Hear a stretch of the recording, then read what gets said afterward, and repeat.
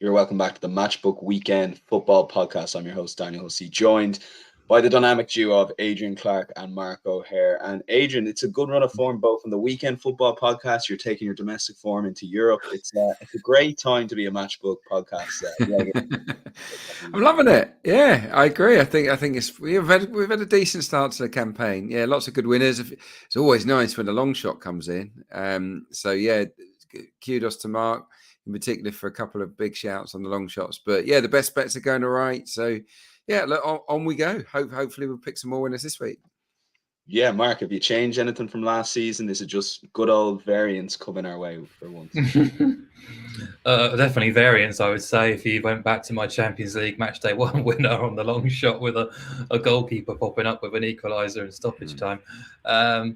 But yeah, and then equally dramatically, Adrian picking up a long shot on Tuesday night as Galatasaray kind of turned it on in the last 20 minutes against a crumbling Manchester United. So yeah, going very well. We'll enjoy it while it lasts, because obviously picking out winners at 6-1 or larger is a difficult prospect. So to get two in the same match day is quite extraordinary. Yeah, props to the guys. And it was a very fun Champions League week. And look, we didn't get it all right. Newcastle in particular were very impressive on Wednesday night. It's some atmosphere in St. James's Park. So that's set up well for them potentially to qualify. But we will focus on domestic action with the 4 games: Manchester United versus Brentford. We've got Wolves versus Villa. And I'll stay tuned for my Super Sunday rating later on, but it's going to be quite high. Brighton versus Liverpool. And of course, Arsenal versus Manchester City, potential title chance there. If you are watching, head over to our YouTube channel, hit that thumbs up button. It takes 2 seconds, makes a world of difference in terms of pushing out our content to a wider audience. And even if you're listening on the podcast, we'll leave a description link in there for YouTube. So just hit that like button, it takes 2 seconds, as I said, and be much appreciated by us all. We will get straight into it, and we'll start with a crucial game here for Manchester United at home to Brentford, Saturday, 3 o'clock. And take a look at the betting that we currently have on matchbook.com. You can back Manchester United 1.73 favourites here. Seems short enough. Brentford 5.0. The draw is 4.3. Both teams to score, yes. 1.71 heavily favoured in that market on Matchbook. Agent handicap line sees Brentford get a 3/4 of a goal head start. And the goal line for this is 2.5. Shaded a good bit though towards the over at 172. So Mark, over to you on this one. And look, this is a game you were keen to talk about. I don't think whatever about the Crystal Palace result, and I know, joking aside, Adrian put up the long shot on Galatasaray, but I don't think anyone truly thought they would lose back-to-back home games there this week. This is a huge game. It is. I didn't think Galatasaray would win at Old Trafford. I know they've got a collection of kind of world stars, if you like, from here, there, and yesteryear. But I think as a kind of collective, they are a weak team on the European circuit. So to see them score 3 goals at Old Trafford and turn them over in the manner that they did kind of tells and speaks volumes really of where Manchester United are right now. They've lost both Champions League openers now for the first time in history. Last week was their 4th defeat in 7 Premier League games, their worst start since 1989. In 10 games across all competitions, they've lost 6 times, conceded 18 goals. That's their worst defensive record after 10 games since 1966. They're aiming to avoid a 3rd successive home defeat this weekend for the first time since 1979. So all horrendous stats and records are being drawn up at the minute with United. And when they have won, they've been anything but convincing. You look at Wolves on the opening day, Forest at Old Trafford, the narrow win away at Burnley when Bruno Fernandes scored that cracking goal. And look, Ten Hag has had it tough to lose both left backs and your right back. Your replacement left back, Sergi Reguilon, is injured now as well. So you've got Amrabat playing out of position at left back, but he's more qualified than I am. But why would you play him out of position when you could possibly use Dalot on the left back and push Lindelof across to right back? I don't know. He obviously knows more than I do, but kind of weakening 2 areas of the field. You got Sandro Martinez out for 3 months. That means United are weaker at the heart of defence. They're also weaker in possession, trying to play this possession style game out from the back. Onana's passing hasn't been great, but nor has the receiving options been. His shot stopping's been poor. And then you got the Sancho standoff, the Greenwood and Anthony issues too. And I think it all kind of encapsulated their campaign last weekend when they had to bring on Van der Beek and Harry Maguire to try and sort of wrestle the game back from Crystal Palace. It kind of shows where they are right now. So there was a time when I'd look at United at 173 at home to Brentford and it would be a blind bet on the home side, but it just can't be right now. If you exclude penalties, United are returning a negative expected goals process. And with the eye test as well, as the data, it's quite hard to be positive about them. So, I looked at this. Would I rather take Man United at 173 or rather take Brentford +1 at 175? And I think it's almost a no-brainer out of the two. I'm taking Brentford with the goal start here, which means United have to win by 2 goals or more for my bet to lose. And look, Brentford aren't the same side of last year. Understandable when you lose Raya, Tony suspended, Ben Mees injured, Rico Henry, Kevin Schade. They were absolutely appalling against Everton a fortnight ago, which everyone saw on television. Thomas Frank said they bounced back. They competed well against Arsenal in the Cup, and then they had the better of Forest last week. Scored from a set piece, kind of standard. Offered plenty, I thought, in the final third. Were much the better team for the last hour. They were playing 10 men for a lot of it, but even still, you look at their campaign so far, they've dropped 8 points from winning positions, which to me shows that they're actually not that far away from being better than just one win from their opening league game so far. And I think stylistically, this game should suit United as the odds-on favourites at home, should, in theory, have the majority of the ball. And Brentford, at their best, when they cede possession, play on the counter-attack and utilise set pieces. And it's borne out in the statistics. Brentford have won just one Premier League game when having more ball than their opponents since the start of last season. So I think this will allow them to play their more natural game. If you look at more recently, they went away to Newcastle. Yes, they lost 1-0, but it was a narrow defeat. They were very competitive. And if you look at all venues, home and away, in the Premier League, Brentford have been beaten by 2 goals or more just once in 34, which is almost a calendar year's worth of football. So just one league loss by more than 1 goal in almost a year. Last season, they lost narrowly here 1-0, and they covered the handicap, or at least returned a push, and also obviously dominated United at home too. So I think they can be competitive in this game. I'd give them a 1-goal start and at 175 and support them as underdogs. Yeah, I can argue a lot with that, particularly the possession stats on Brentford. So yeah, Brentford +1 goal on the Asian handicap line for Mark. Adrian, over to you. And before you get into your selection, a little bit on Onana, who, I watched the Galatasaray game and, there were glaring errors, but in my head going, they still need to be patient. But speaking to a lot of Manchester United fans, they're already sick of his performances only 7-8 games in. What's your overall take for that? And does that lead into a poor performance here inside? Yeah, I mean, confidence is a big thing, isn't it? And I don't know. I think because he's so relaxed, he seems so relaxed and so casual. When you see mistakes, it almost amplifies it a little bit. It's like, come on. I think he's good enough. He's good enough to be there. I mean, he was very good last year in the Champions League. He's good, decent for Inter. But once the fans turn on you, it's quite hard, isn't it? I don't think the manager can really change it, can he? David De Gea is nowhere. He's not coming back, I don't think. So he's got to stick with him. In terms of this game, I kind of see it similarly to Mark. I think that Manchester United will be nervous. They'll be edgy. And I don't think this will be a free-flowing performance at all. When you're up against it, you got to go back to basics, haven't you? And try and do those basics right. So I think that United won't be particularly buccaneering.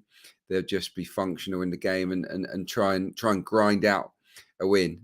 They've let in 3 at home to Brighton, 3 at home to Galatasaray. It's going to be a big focus, I think, on making sure they don't ship lots of goals again. So they might take a little bit away from their attack, which hasn't been great anyway. I'm going to go for unders, just because it's better price.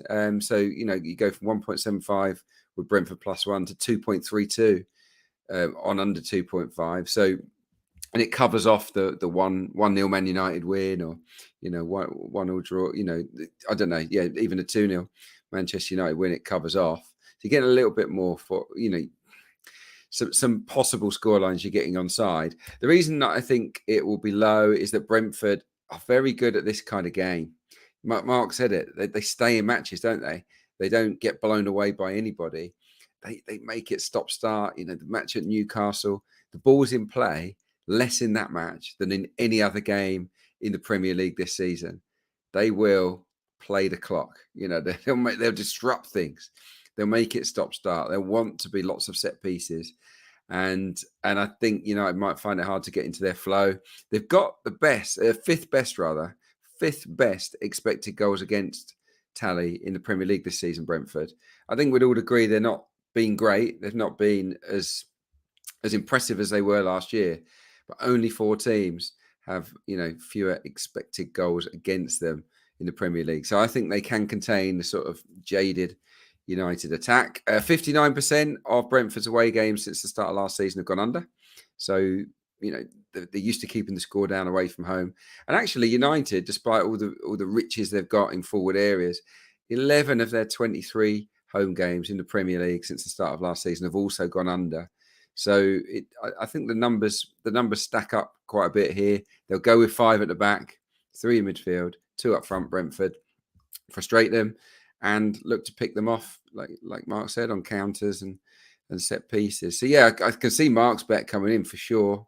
But if you're worried that Man United might nick a win here, unders might be the way to play, because I don't think it'll be a handsome win. Okay, yeah, I'm leaning Adrian's way, but it is both the same line of thinking. Under 2.5 goals is there 2.32, and Owen McIntosh in the YouTube comments, oh nah, what's a save? Oh nah, what's a save? So I'm sure he's not been great. He's his goalkeeping has been distinctly average, hasn't it? He's got to come good. He's got a bit of pedigree about him. It's rare for a goalkeeper to move to the Premier League and be exceptional from the very first whistle. It does take a bit of adjusting to a new league, a new culture, etc. And it wasn't that long ago he was banned for a long period of time. So he had that exceptional campaign with Inter Milan last year, but he's not had a huge amount of football beyond that, especially in the sort of top echelons of European football either. So he is a good goalkeeper, but it's been a very rough start for his career at least. And they'll try and rough him up, won't they, Brentford? When they get in that final third, they'll swing the ball in. You look at some of the goals or some of the opportunities Galatasaray had against Manchester United in midweek. Brentford will be watching that and go, right, we're pumping balls long straight down the middle of that Manchester United defence, because Mbeumo and Vissa will certainly be ruffling those United defenders up. Yeah, fascinating game at 3:00 on Saturday. We'll go to second game we're covering Sunday, 2:00. This won't be on UK TV, but we did want to talk about it. Wolves versus Aston Villa. Aston Villa have been very impressive this season. We'll take a look at the betting that we currently have on Matchbook.com. So Wolves are 3.5, Villa 2.22 favourites away. Draw is available at 3.7. Both teams to score, yes. 172 currently on Matchbook. The Asian handicap line sees Wolves get a quarter of a goal head start, but they are underdogs in that market at 2.06. And the goal line is 2.5, shaded towards the over. So Adrian, we'll stick with you on this one. And look, Unai Emery's got some incredible Aston Villa performances out of him. Yet you're probably leaning the other way. Is this a little bit of European commitments, bit of both, bit of inconsistency perhaps in performances? Yeah, kind of. Yeah, you've mentioned quite a lot of reasons, really. I'm going to go with Wolves plus half a goal at 1.8, because you get a lot of different scorelines on your side. I think that Wolves are capable of drawing the game. They're capable of winning the game. They've just beaten Manchester City after all, haven't they? So yeah, this is more about being pro Wolves than anti Villa, because Villa are playing well, aren't they? I mean, unbelievable performance and result against Brighton last weekend. Yeah, they do have European commitments tonight on Thursday, so that is a potential issue. I also think stylistically, this isn't their favourite type of opponent. I would suggest. I think with Brighton being very buccaneering and aggressive and committing to the man-to-man press, they're all about turnovers for me. Villa is all about bodies in numbers down the spine of the field, win it, and then bang, go at them, either via the wing backs or the fullbacks rather, or Watkins and Diaby up front, who's got obviously great pace. And I don't think Wolves will really fall for that. I don't think they will press them particularly hard. I don't think that they will put that many bodies forward. If I were Wolves, I'd stick with the 3 at the back that they went with against Manchester City, because of Diaby and Watkins and their pace, just having that insurance policy. I think Gary O'Neill will be advised to stick with that system. And in Neto, they've got one of the division's best players at the moment. There's no doubt about that. He was sensational, wasn't he? Up against, made Nathan Ake look like a cart horse, didn't he? It was amazing. And I think that he can get the better of Luca Digne down that side for sure. Digne very attack-minded. I think he can run into those holes quite nicely. So yeah, and I just think Wolves' performance levels, if not results, have been generally quite high this season. And Villa, of course, as good as they've been, it's the home games where they've been really at their best. Away from home, not great at Liverpool, really bad at Newcastle. So I don't know if I can fully trust Villa on the road yet. And yeah, given their commitments in midweek, 6-1 last week, is there going to be a slight hangover from that? Can they replicate the intensity? Bit of a derby in the Midlands. Wolves will be pumped after beating Manchester City. I'll give them a chance here of nicking a win or a draw, and a draw will pay out. So yeah, Wolves for a home team to get a half a goal handicap against a non-Big Six side at 1.8 backable odds, I think is good. So that's why I've picked it. Okay, Wolves half a goal, as Adrian said, 1.8. And Mark, over to you and a little bit on Aston Villa so far this season. Have they kicked on from last year? I know there's some great stats since the start of 2023. Aston Villa are right up there in the top 4 or 5. Have they kicked on and constantly kept improving under Unai Emery? I think so. And the squad has certainly been filled out. They're looking pretty strong if you look at their starting 11 as well as the options from the bench. They're second only now to Man City in the calendar year table, which is extraordinary, really, when you consider where they were before Emery came in. Just a rabble of a team under Steven Gerrard. Made their best Premier League start since 1999. And I've been entertained. I've been impressed. There's a lot of flair in that side now. They're clearly enjoying playing for Unai Emery. But yeah, this is a tricky test. And, I'll reveal all, really. I had this game down as Wolves plus a half when I started my prep, and then I actually changed it. But this is normally a very tasty affair. Then they obviously both have bigger rivals elsewhere, but they do share a large amount of bitterness towards each other. So expect it to be feisty, card heavy, and entertaining. Wolves have had the upper hand in recent seasons, especially at Molineux, and the Molineux form this calendar year has also been very, very strong too, and that straddles obviously Lopetegui and O'Neill. So last weekend's win was immense because we've seen them go close at Man United, as well against Liverpool before running out of steam. But last week they conceded that equaliser, but then still had the character to kind of battle back and win the game. And Craig Dawson was exceptional, and the pace and intent they showed on the counter-attack as well as the discipline in defence was commendable. There is a kind of growing claim now that Gary O'Neill is a kind of coach that really does relish the underdog role. We're starting to see evidence of that because in those 3 games, Wolves have looked very good or very competitive. Whereas I would say, against Luton, they were awful.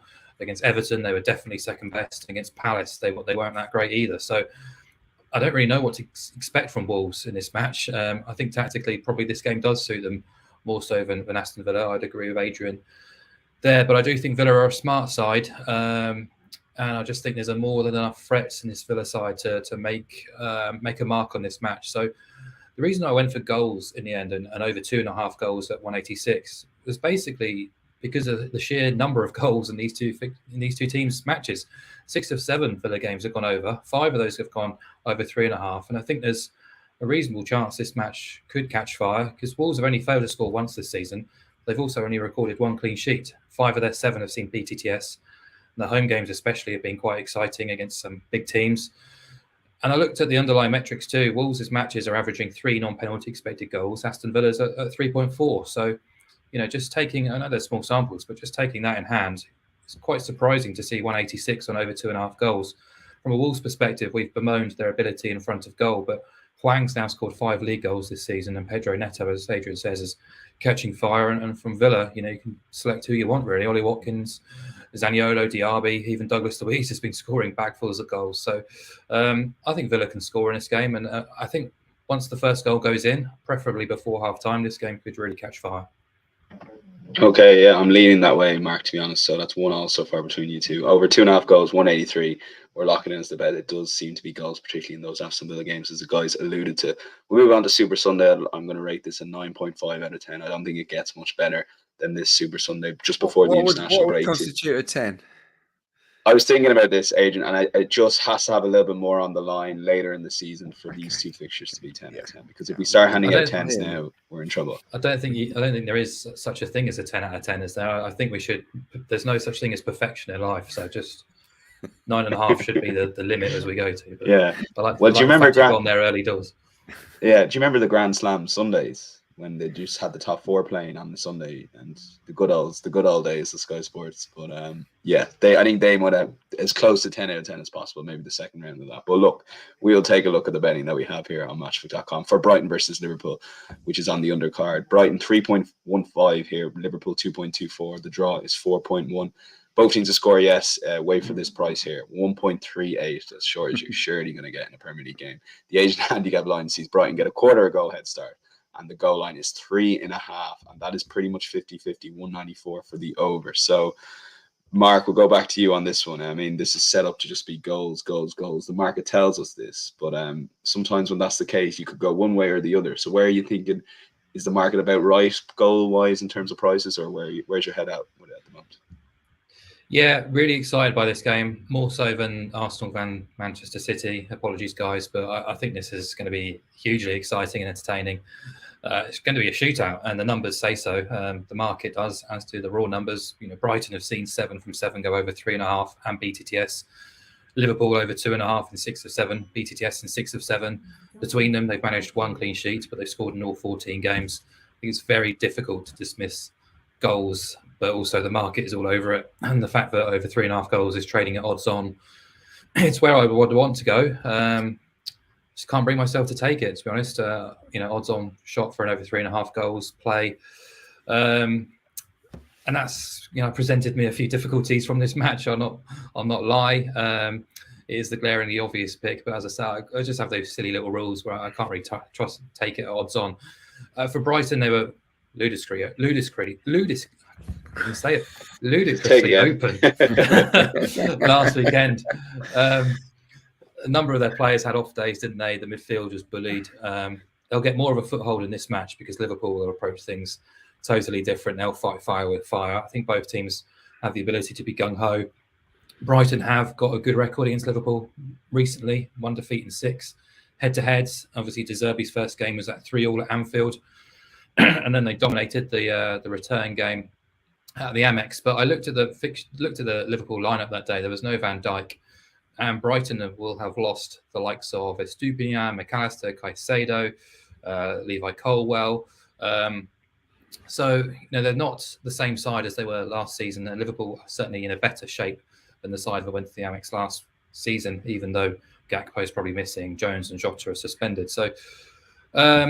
Basically, I don't trust either team defensively. Liverpool are giving up 1.32 non-penalty expected goals per game, which is a worse figure than Everton. But Brighton's figures are even worse than that. So the two of them are just outrageously good going forward and just massively open and vulnerable defensively. So, I looked at Brighton. They've scored 3 goals and we're in 5 of 7. The 2 matches they haven't, they conceded 9 goals. So which Brighton are we going to get this weekend? I don't really know, to be honest. But I think Liverpool's price away here is a bit too short, but I'm going to back them to win and both teams to score because you get 3.3 here. It's not a confident selection. It's almost a default selection because I can't bring myself to back over 3.5. If I was going to have a real play, I'd probably be looking to double up BTTS in this game with something else from the coupon, just because the prices are so short. But obviously we all want to have an interest in this match, and the best solution is to back goals in some way or form.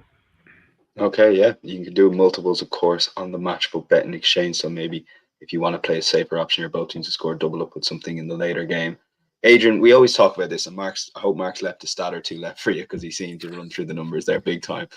When everything says one thing, is there any danger that this could be a damn squid at all, that we're sitting there at halftime 0-0 going, of course these teams are going to sit off, or are they just both going to go for this? Well, it can happen. Of course it can. Yeah. It's football. Nothing is ever a certainty.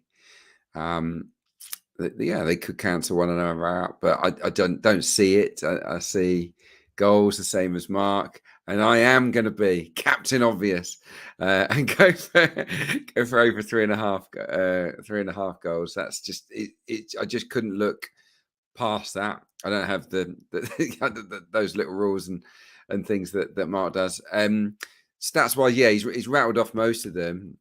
XG, Brighton's XG is obviously the best in open play in the Premier League, 12.31. Liverpool's is 10.03. So they're both creating a lot of good chances. Brighton aren't good without the ball, are they? Well, they are good without the ball, but they're very vulnerable if they don't get their pressing right. And as a consequence, 12 Premier League teams have faced less shots in open play than Brighton. You know, the goal is overworked. There's too many shots raining in. Why? Well, it's risk-free reward, isn't it, with Brighton and De Zerbi? We're going to flood bodies forward to create these overloads, which means that vulnerability from turnovers. We saw that against Villa. 4 of the 6 goals came from turnovers. So that's an issue. Obviously, they risk things at the back. We saw the goal they conceded against Bournemouth. That's another problem. And also, they go man-to-man as often as they can. And done a little bit of analysis on this for the Premier League, and they will go man to man, even if it means going out of position. And of course, if the pressing is good, as it often is, they're a nightmare to play against. If they're half a yard off or a yard off, as they were against Villa, if they're fatigued, and they might be after midweek European action against Marseille, if that pressing isn't on it, they're easy to create chances against, because you've got a little bit of time to clip a ball over the top, and you've got a 1v1. They leave their centre halves 1v1 v strikers all of the time, and that is a problem against Liverpool. So Mark's thinking is good, I think, in my opinion. You know, Salah and Nunez, these are guys that all love one-on-ones with the Brighton back guys. So yeah, I would make Liverpool favourites, but I can't back them personally, because I think Brighton are an excellent team, and when they get it right, if they get it right in this game, they'll probably win. They're that good. Brighton have a good record against Liverpool under De Zerbi. Scored 8 goals in 3 games, 1-2, drawn 1. This was in all comps last season. So Klopp's players don't like coming up against De Zerbi's style. But I just don't. I think at the minute, De Zerbi's players are a little bit fatigued, or they're just not quite at it off the ball, which makes them vulnerable. So yeah, I'm not going to back either side, but I'm just going to go for goals here over 3.5. I think they both can hurt each other in an equal way. Really. Yeah, I'm happy to lock in over 3.5 goals. Interesting stuff that on that Brighton press, and if they're just half a yard off, it could be a lot easier to create chances. So definitely one to watch later on in the season when they are playing after a Conference League game, Europa League game. That will be in the Conference League. We will go to the 4:30 game, which is Arsenal versus Manchester City. So this is the 5 out of 5 game. I didn't know this was happening. Yeah. Well, we're going to you first, Adrian. So strap yourselves in here. Arsenal 3.05. City favourites of the Emirates 254. Draws 3.5 on Matchbook currently. Both teams to score, yes, 165. We'll talk about that price in a minute. The Asian handicap line, Arsenal obviously will be starting off with a quarter goal head start at 181. The goal line for this is 2.5. That's 187, the over. So, Adrian, I thought it was a tad low, I guess, the Community Shield game, perhaps in people's mind and the market makers' mind. But a little bit on this game, I asked an Arsenal friend of mine watching the Lons game, would you take a draw against City? He said no. Saka went off injured. He said yes. I said it was too late to change your mind. So, same question to you. Would you take a draw without Saka? No. You got to go for the win here. There's real value for Arsenal to win the game. Obviously, taking what. They lost. City took 6 points off Arsenal last season. Look what happened. It's big, really big, and a draw is fine, given Arteta's record against Manchester City is so bad. Yeah, a draw is okay, but no, I think Arsenal have to go for the win here. They've got a lot to gain, and it's a great opportunity, a brilliant opportunity without Rodri. Rodri's massive for Manchester City. Now, I know Stones might be back. Bernardo's back, isn't he? So that's two good players coming into the starting 11. But yeah, no Rodri. Manchester City are not as good. It's as simple as that. The stats back that up. Their record with and without him is polar opposite. So yeah, I think Arsenal in the midfield need to go strong. I would bring Partey back. Actually, there's a lot of debate about this among Arsenal fans. He's not had a game for about a month. Was on the bench in midweek. I want to see Partey and Rice and Ødegaard in that midfield against City without Rodri. And I want to see how that works. 3 great ball winners. And I think this game, from Arsenal's point of view, is about ball winning. It's about, we saw what Wolves did. Wolves let them come on, and then bang, they were really aggressive, weren't they, in that middle to defensive third, and they hit them hard and fast on those breaks. And Arsenal can do that. No Saka potentially is a massive blow. Can't deny that. Same with Martinelli. So there will be less speed in the Arsenal attack. But you still got Trossard, you've still got Jesus. Be interesting to see which players he picks actually for the game. So no, I think Emirates Stadium will be pretty lively, and there'll be a big desire to win the game. I thought the price was a misprint on overs. I really did. I thought, that can't be right. There's no one read the numbers. Yeah, I mean, but just very, is that the Community Shield game as I touched on, or where is that coming from? Well, I thought the exact same. You can judge things on a Community Shield, can you? I mean, it's a pre-season game. I say no one was ready. Arsenal weren't ready. City certainly weren't ready. The numbers are crazy. 21 of the last 23 Premier League games at Emirates has been over 2.5. 17 of the last 23 have gone over 3.5. It's a stadium that's seen a lot of goals. Arsenal are very bold, aren't they, in these home games? So, and we know City are more than good enough of scoring 1, 2, or 3 in this match. If they're at it, they'll win the game, won't they? So yeah, I just think 1.88 on overs. I'll sit on the fence. For me, City are still worthy favourites. I still think that the record and the confidence of being champions, and Haaland and Alvarez as well, who's improving quickly. I would still say that they're favourites, but Arsenal's shot at winning this has improved with no Rodri. But yeah, I'm disappointed if Saka's out, but we won't know. Arteta won't reveal that, I'm pretty sure, until an hour before the kickoff. He'd like to keep Pep waiting on that. And yeah, even if he knows the answer. So he knows the answer. He knows right now, doesn't he? He just doesn't want to I think so. I'll be staggered if we get confirmation that he's out. But yeah, it should be a good game. I can't tell you which way it's going to go, but I do think that there'll be goals. There always are goals at Emirates Stadium. Yeah, place for goals for the last season and a half, really. And I agree with you on Julian Alvarez. For what it's worth, I do think he is potentially the real deal for City there. He's gone up to a flyer this season. And Mark, same question to you on that over 2.5 goals. I thought the exact same as Adrian in terms of a misprint, or how was that goal line so low? Maybe it's just because we're used to these high goal lines this season, and this seems to be sort of calculated a little bit different. Can you explain to people maybe the thinking and perhaps the reasoning why we're getting such a good price on over 2.5? I can't. I don't really understand it, to be honest. I've run the numbers myself, and to me, it's a three goal line rather than a 2.5 line. The raw numbers and the underlying numbers point towards a high scoring game.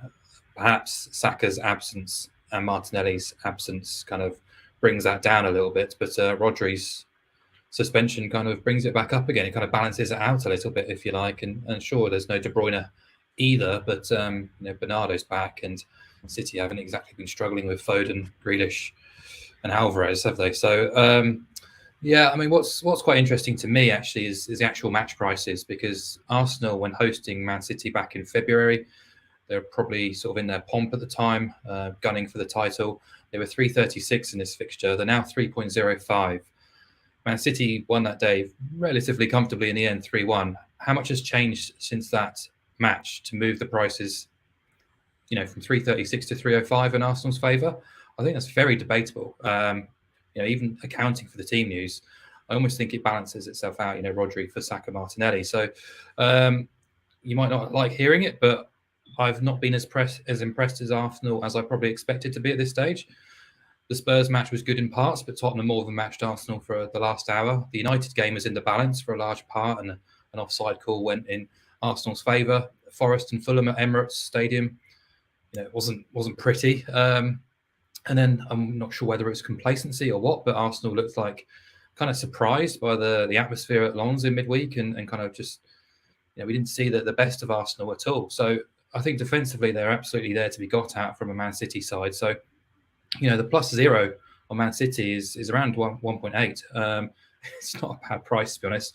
But I have opted for goals just because I think it's a more enjoyable game, more enjoyable option to cheer on for all the reasons we've also already outlined 4.05 goals per game at Emirates Stadium since the start of last season.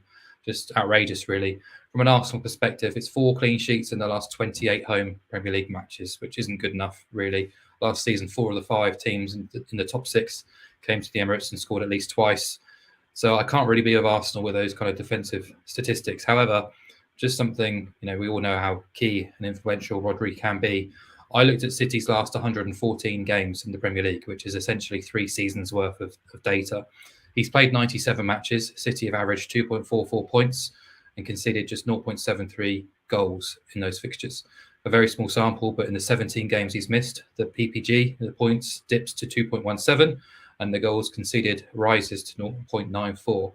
And interestingly, it's quite interesting that City conceded in 3 of 4 away trips already this season, and I think they conceded in every away trip to top half teams last season too. So can fully expect both teams to oblige in this game, and then you're looking for a third goal to get over the line with overs. So, that's my strongest play, but I wouldn't put anyone off backing City +0 on the Asian handicap either. Okay, yeah, they're confident shouts on the over 2.5 goals. Fun one to cheer on. 187 the current price on Matchbook. So we'll see come kickoff time where that price lays. Maybe there is a bit of late support for that based on team news. Full recap of all the guys' bets is on insights.matchbook.com. We see everyone in the live stream. Keep getting your comments in and do hit that thumbs up button. As we said earlier, makes a massive difference, helps us push out the content to a wider audience. We will go to Mark. I did smile when I saw your first EFL selection here, and we should have like a weekly segment on have Cheltenham scored a goal yet?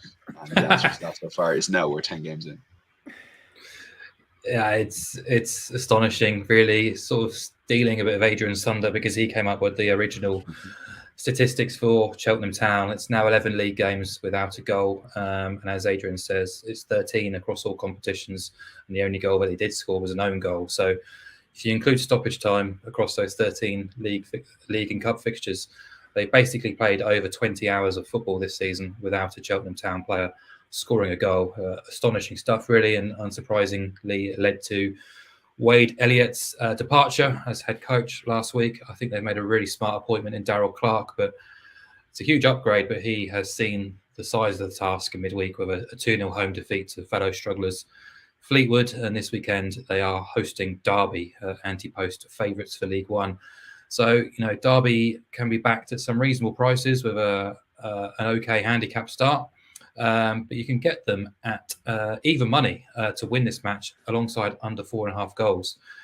The reason I've done this rather than the win and BTTS no is at some point Cheltenham are going to score a goal. They can't keep blanking. It may well be this weekend, it may not be, but I'm going to sort of chance my arm just because the price is good enough to back Derby alongside under 4.5 goals, accounting for 1-0, 2-0, 3-0, 4-0, as well as the potential 2-1 or 3-1. Derby come into this game in decent form, an impressive win at Blackpool in midweek, a very well organised Blackpool. They scored 3 times in that game. It means they've won 4 of 5 away days already this season. And in their last 3 games, they kept 2 clean sheets as well. And just a little bit more on Cheltenham. 11 league games in, they're averaging 0.6 non-penalty expected goals and 2.18 shots on target per game. Yet they're giving up 11.36 shots in the box. Desperate figures, huge task on Darryl Clarke's hands. I suspect he'll try and grind something out, but I would back Derby's superior quality to be decisive. Yeah, can't argue with any of that. Derby and under 4.5 goals, 2.0. Comment in from James Hall on the YouTube there. Painful sat in Cheltenham listening to this. Look, once Cheltenham score a goal, the segment ends, and that's the end of that. There'll be no more of that messing. Imagine the celebrations. Imagine how mental they're going to go. The supporters when they do finally score. They've got a good manager. I think, they will improve. But I'm with Mark. I think Derby are worthy favourites for that one. Yeah, and I do like the under 4.5 does allow for that goal to be scored. And we'll go back to Mark in a sec, but we'll head over to you, Adrian. Plymouth versus Swansea. Over 2.5 goals in the Championship. Plymouth have done okay in the Championship. We'd be saying how well they've done up from League One if it wasn't for Ipswich Town's phenomenal start to the season.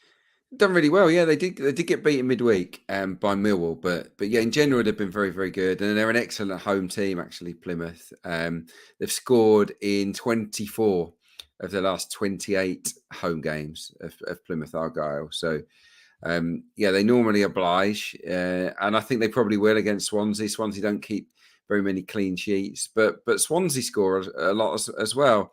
A few numbers for you. Swansea have scored in 9 of 10 games in the Championship. So, and they're in a decent run of form. They beat Norwich last night, and things have turned around a little bit for Michael Duff. So they'll go into it fairly confident. Almost always score, as I say, 9 of 10.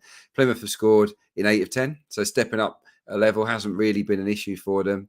They spanked Norwich, if you remember, 6-2, not that long ago. 4 of the 5 home games for Plymouth have gone over 2.5 goals. We've seen 20 goals in total in those 5 matches. And for Swansea, I think 3 of 5 away games have gone over. So I just think that these two sides are attack-minded and they will go at one another, and it'll be a nice game to watch. There's nothing really cautious about either team's approach. It'll be a decent match. It'll have a nice flow to it. And I think that both teams are probably stronger going forward than they are at the back. So, yeah, both teams to score has landed in 7 of 10 for both. I think it will land again here. That's a little bit short, which is why I've gone for overs. We just need that one extra goal, just as we were talking about for the Arsenal-Manchester City game. So, yeah, Plymouth v Swansea over 2.5 feels good at 1.81. Okay, we'll lock that in as a selection over 2.5, 181.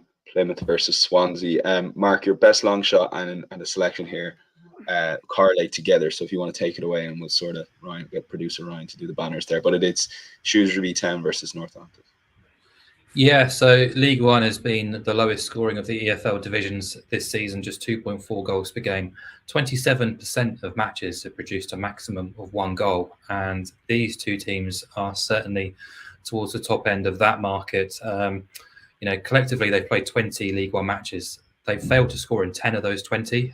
Shrewsbury have taken up a big part of that slack, firing 7 blanks, not too far off Cheltenham figures. They've each managed to keep 3 clean sheets so far. So if you look at their 2 records and put them together, both teams to score no has been the right wager in 15 of those 20 fixtures. Yet it's the outsider of the 2 in that market. I can't really get my head around it at all. Even money on BTTS, no. Why would you have BTTS as the favourite? Because you look at Shrewsbury games, they're averaging 1.9 goals. Half of those matches produced a maximum of 1 goal. The non-penalty expected goals comes in at 1.89, so very much bang in line with the actual goals per game.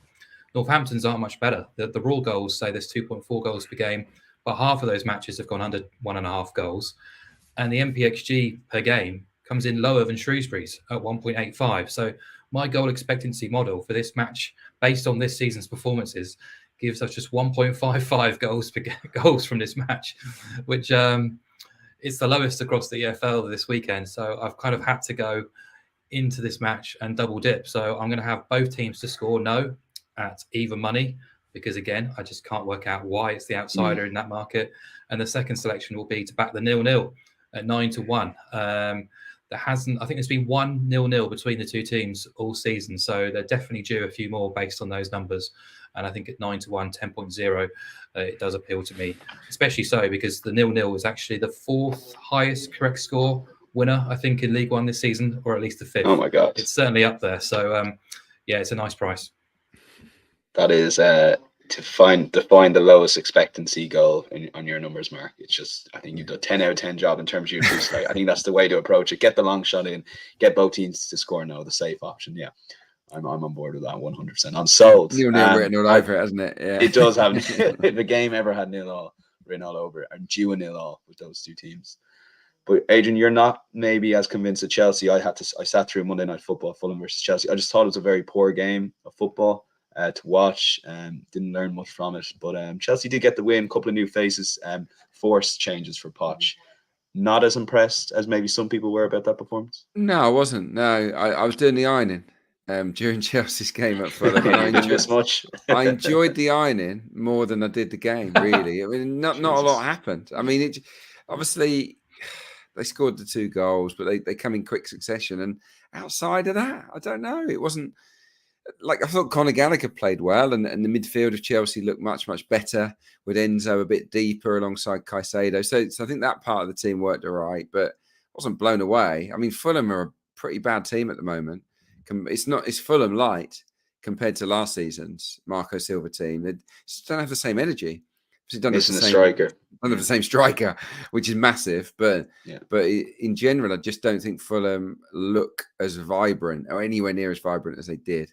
So yeah, I'm not taking too much away from that. So with that in mind, my long shot is going to be Burnley, and under 3.5 goals against Chelsea. It takes us up to 6.8, which is a decent enough price. The bottom line is Chelsea have still only scored 7 goals this season, and 5 of those came against Luton and Fulham. It just feels like Burnley are too big a price here for a home game. It's as if they're playing the Chelsea of old, but they're not yet there, are they? They might be improving, and I think they are, but they're not. I don't think you can trust Chelsea at the moment. They did fail to score against Bournemouth. They failed to score against Forest. They failed to score against Villa. So I don't think it's that unrealistic to think they could fail to score away to Burnley. Burnley's home record is bad. They've lost all 4, but they've played 4 really strong teams. This is probably the easiest home match they've had so far. And I think that game by game, Burnley are getting better. Obviously, they beat Luton, and I think that will release a little bit of pressure for them. Until you win your first match, you're always a little bit on edge, aren't you? And I quite like the front guys. I like Koleosho and Amdouni. Lyle Foster, I don't love him at face value, but he keeps nicking a goal, doesn't he? So I think you've got to respect Burnley's potential to cause Chelsea problems. And at home, where I think Burnley will, have a decent enough share of the ball, I think they can keep Chelsea at bay as well. So I just think that the company's finding his team now. He's a lot of experimentation until this point. I think the other day he had Cullen with Sander Berger and Brownhill either side. For me, that's a more balanced midfield with the 3 up top. I think they can make it competitive. I'm not saying they're going to win, Burnley, but I think they've got a better chance than the price suggests of winning the game. And if they do win the game, given how dull Chelsea have been, really, I think that it'll be low scoring. So yeah, Burnley and under 3.5 is of interest to me at 6.8. Yeah, it does seem big enough, all things considered there. So Burnley under 3.5 goals. You combine the two, match result and total goals on the Matchbook Bet exchange. And that Shrewsbury Northampton shout that Mark alluded to 0-0. 9.0 is best price on the odds checker grid. You can currently get 10.0. Makes a massive difference to your P&L. Just on that, the long shots record. So we're 2 wins, 12 defeats on the Weekend Football Podcast, notwithstanding the 2 winners in midweek. Yet you're still plus £26 and 56 pence in profit based on the £20 stake on the Matchbook Bet exchange, including that 2% commission. Given we are best price, could potentially be the difference at the end of the season, profit or loss, by betting on the betting exchange. Just thought that was an interesting statistic. Another interesting statistic, guys. Best bet record so far this season: 11-3, £129 up for the same £20 stake, including 2% commission. No pressure on this selection at all, Adrian. Right, shall I go first? Go for it. I like this. I do like this because I've been impressed with Leicester, obviously. Well, I was there last night. I was at the King Power Stadium. They played Preston. It was 2nd versus 3rd. And it took a while to break Preston down. Preston came with a really defensive game plan. It was all Leicester. And then towards the end of the game, they just cut loose. And once they got one, they ended up winning the game 3-0 Leicester. I was so impressed with the quality of the football. It's a travesty that this team is in the Championship, if I'm honest.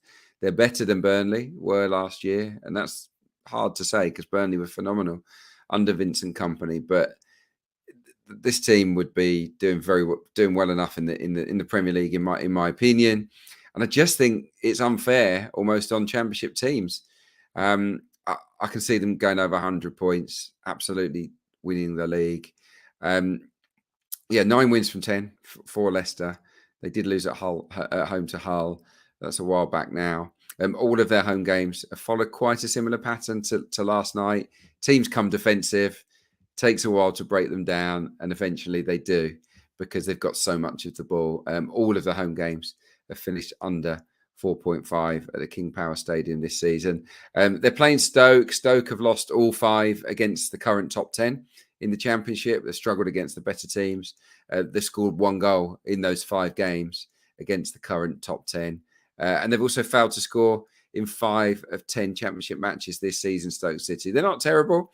On their day, they can be a match for most teams, but there are levels. And Preston are a better team than Stoke, and Preston didn't really lay a glove on Leicester City last night. And I don't think that Stoke City will get too much joy against the Foxes. Don't think they have much of the ball. I don't think they'll have many chances. It's just a matter of, can the Foxes break them down? And based on what I've seen, the quality of their individuals, they absolutely can. So yeah, Leicester, an under 4.5, 1.85. Thank you very much. Let's lock it in. And interesting, you said Burnley and Leicester being a better team. Leicester have 10 points more than Burnley at this stage last season, which I just find absolutely astonishing considering where Burnley finished up. Mark, best bet time here. You've been cracking the over 2.5 codes in the Bundesliga, but yet you still think there's value to be had there, which just shows you the market perhaps is slow enough to catch up with the Bundesliga goals. Yeah, if it's not broke, keep going back. And let's do it. Let's do it. I think this is quite an overwhelming pick for me. Augsburg versus Darmstadt. These two have been amongst the league leaders for sort of goal-filled games in the Bundesliga this season. Darmstadt, newly promoted, surprisingly winning the league in the Zweite Bundesliga last season, but they've made a big impact this campaign. They may have only won once, but their goals per game output in this league so far, their opening 6 matches have averaged 4.67 goals. 5 of the 6 have gone over 3.5. 5 of them have also featured BTTS. They've scored in each of the last 5, but they've also conceded 2 goals or more in each of the last 5. And I watched their game last weekend as they beat Bremen 4-2 at home. Really enjoyable. They went straight for the jugular, very direct, very enterprising, but they love to get forward and cause problems to the opposition. And I think they'll do just that to an Augsburg side who are very Jekyll and Hyde. Away from home, absolutely abysmal, but at home they tend to show up and give as good as they get. So if you look at this season alone, but this kind of goes back a long way, not just this campaign, but if you look at just this season, they've lost all 3 away games, but at home they've taken 5 points from 3 games. They scored 8 goals in those 3 home games, but they've also conceded 7. So they've had a 4-4 draw, a 2-2 draw, and a 2-1 win. So they get to keep a clean sheet across all venues. They've also conceded 2 goals or more in 5 of 6 fixtures as well. Overs has banked in 5 of 6, and BTTS has landed in 4 of 6. So basically, neither team can defend, but both will see this as a great opportunity to get points on the board. It's a basement battle. It should be quite feisty, quite exciting, quite entertaining, quite end-to-end. So over 2.5 goals at 176 really did stand out to me. My model says it should be 1.6. So there's a decent difference there. And I'll continue to batter the overs every time you give me these kind of prices in the Bundesliga. No, look, we keep giving you the prices. You keep taking full advantage. And for those a little bit disappointed that Mark hasn't put up a Bundesliga 2 pick, there is one available on Matchbook Insights right now. You can see the smirk on Mark's face, but it is there, and it's a Friday night game if I'm not mistaken, Mark, so do be quick. And normally those games are Saturday, Sunday, so don't miss that one. Insights.matchbook.com. You'll also find full bet recap. We have NFL podcast this week. We've had horse racing podcast plus a horses to follow for the new jump season, so it's a busy time of year on the content side of things. But I'm delighted to give Adrian and Mark a week off for the international break. We'll be back post international break with a full run of fixtures right up until November, until the next international break, and then on to Christmas again. But my thanks to the 2 guys. Really enjoyed that hour. Insights.matchbook.com, as I said, do check out there for all your betting needs. Until then, enjoy the international break. We will chat to you post international break. Take care.